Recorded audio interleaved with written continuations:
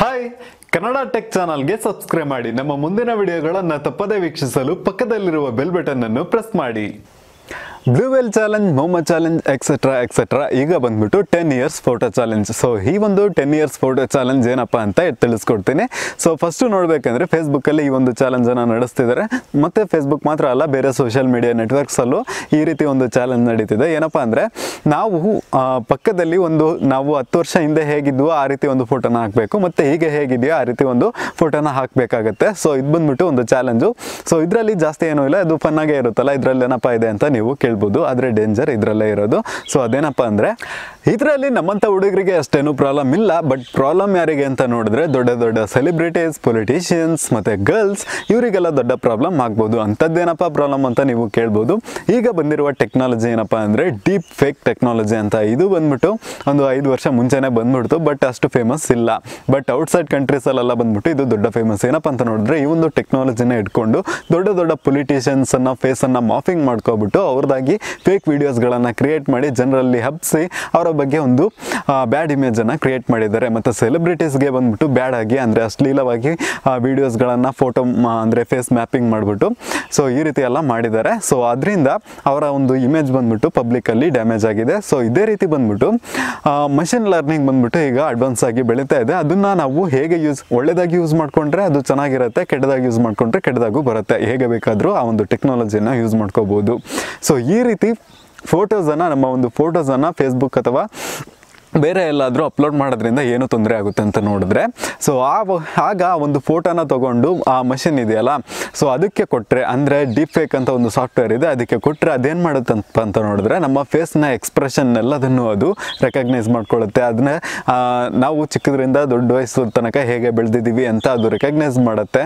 So ಅದೇ ರೀತಿ ಬೇರೆ ಬೇರೆ ನಮ್ಮ ಫೇಸ್ ಎಕ್ಸ್ಪ್ರೆಷನ್ಸ್ ಎಲ್ಲ ಇರುತ್ತಲ್ಲ, ಅಂದರೆ ನಾವು ವೀಡಿಯೋಸ್ ಎಲ್ಲ ಮಾಡುವಾಗ ನಮ್ಮ ಒಂದು ಫೇಸ್ ಎಕ್ಸ್ಪ್ರೆಷನ್ಸ್ ಇರುತ್ತಲ್ಲ, ಅದನ್ನೆಲ್ಲ ಅದು ರೆಕಗ್ನೈಸ್ ಮಾಡುತ್ತೆ, ಅದನ್ನೆಲ್ಲ ಅದು ಕಲಿಯುತ್ತೆ. ಈ ಒಂದು ಡೀಪ್ ಫೇಕ್ ಟೆಕ್ನಾಲಜಿ ಹೇಗೆ ವರ್ಕ್ ಆಗುತ್ತಪ್ಪ ಅಂತ ನೋಡಿದ್ರೆ, ನೀವು ನನ್ನ ಹಾಗೆ ಒಂದು ವಿಡಿಯೋ ಮಾಡಬೇಕು, ಆದರೆ ವಾಯ್ಸು ನಂತರನೇ ಇರಬೇಕು. ಬಟ್ ಅದರಲ್ಲಿ ನೀವು ಏನು ಮಾತಾಡಲಿಕ್ಕೆ ಇಷ್ಟಪಡ್ತೀರೋ ಅದನ್ನು ನಾನು ಮಾತಾಡಬೇಕು. ಅಂದರೆ ನನಗೆ ಗೊತ್ತಿಲ್ಲದೇನೆ ನನ್ನ ಒಂದು ವಿಡಿಯೋ ನೀವು ಏನು ಮಾತಾಡಬೇಕು ಅಂದ್ಕೊಂಡಿದ್ದೀರೋ ಆ ರೀತಿ ವಿಡಿಯೋ ಮಾಡಬೇಕಾಗತ್ತೆ. ಅದಕ್ಕೆ ಸೊ ನೀವು ಅಲ್ಲಿದ್ದೀರಾ ಅಂತ ತಿಳ್ಕೊಳ್ಳಿ, ನಿಮ್ಮ ಬಳಿ ಡೀಪ್ ಫೇಕ್ ಟೆಕ್ನಾಲಜಿ ಅಂದರೆ ಆ ಒಂದು ಸಾಫ್ಟ್ವೇರ್ ಇದೆ.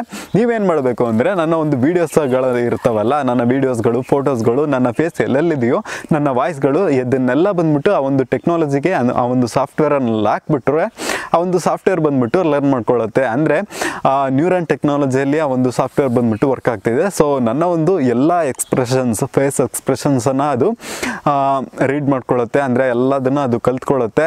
ನಾನು ಮಾತಾಡುವಾಗ ಯಾವ ರೀತಿ ಎಲ್ಲ ತಲೆ ಅಲ್ಲಾಡಿಸ್ತೀನಿ, ಯಾವ ರೀತಿ ಕಣ್ಣು ಅಲ್ಲಾಡಿಸ್ತೀನಿ, ಯಾವ ರೀತಿ ನನ್ನ ತುಟಿಯನ್ನು ಅಲ್ಲಾಡಿಸ್ತೀನಿ, ಸೊ ಈ ರೀತಿ ಎಲ್ಲ ಒಂದು ಸಣ್ಣ ಸಣ್ಣ ಮ್ಯಾಟ್ರನ್ನು ಕೂಡ ಅದು ಕಲ್ತ್ಕೊಳ್ಳುತ್ತೆ. ಕಲ್ತ್ಕೊಂಡಾದ್ಮೇಲೆ ನೀವು ಫೈನಲ್ ಆಗಿ ಏನು ಮಾಡಬೇಕಂದ್ರೆ, ನೀವು ಒಂದು ಕ್ಯಾಮ್ರಾ ಮುಂದೆ ಕುತ್ಕೊಂಡು ನಾನು ಏನು ಮಾತಾಡಬೇಕು ಅಂದ್ಕೊಂಡಿದ್ದೀರೋ ಅದನ್ನು ಬಂದ್ಬಿಟ್ಟು ನೀವು ನಿಮ್ಮ ವಿಡಿಯೋನ ಅದರಲ್ಲಿ ಹಾಕಿದ್ರೆ ಸಾಕು, ಅದು ಆಟೋಮೆಟಿಕ್ಕಾಗಿ ನಾನು ಮಾತಾಡೋ ಥರ ಅದು ಕನ್ವರ್ಟ್ ಆಗಿ ಸಿಗುತ್ತೆ.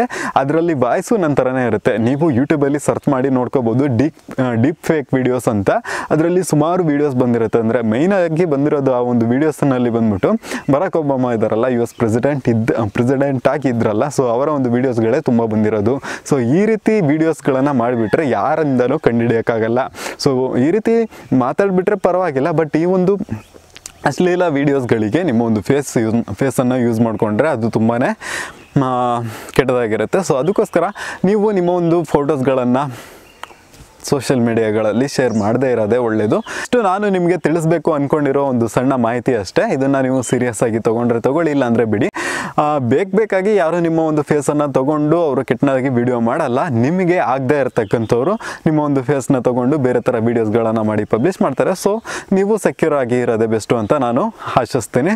ಸೊ ಈ ಒಂದು ವಿಡಿಯೋ ನಿಮಗೆ ಯೂಸ್ಫುಲ್ ಆಗಿದ್ರೆ ಲೈಕ್ ಮಾಡಿ, ಹಾಗೆ ಈ ವಿಡಿಯೋನ ಎಲ್ಲರಿಗೂ ಶೇರ್ ಮಾಡಿ. ನೀವಿನ ಕನ್ನಡ ಟೆಕ್ ಚಾನಲ್ಗೆ ಸಬ್ಸ್ಕ್ರೈಬ್ ಮಾಡ್ಕೊಂಡಿಲ್ಲ ಅಂದರೆ ಸಬ್ಸ್ಕ್ರೈಬ್ ಮಾಡ್ಕೊಳ್ಳಿ. ಹಾಗೆ ಪಕ್ಕದಲ್ಲಿರೋ ಬೆಲ್ ಬಟನನ್ನು ಪ್ರೆಸ್ ಮಾಡೋದ್ರಿಂದ ನಾವು ಇದೇ ರೀತಿ ಯಾವುದೇ ಥರದ ಹೊಸ ವಿಡಿಯೋ ಅಪ್ಲೋಡ್ ಮಾಡಿದ್ರೆ ನಿಮಗೆ ಕೂಡಲೇ ನೋಟಿಫಿಕೇಶನ್ ಬರುತ್ತೆ. ನೀವು ತಪ್ಪದೆ ನಮ್ಮ ವಿಡಿಯೋಗಳನ್ನು ನೋಡ್ಕೋಬೋದು.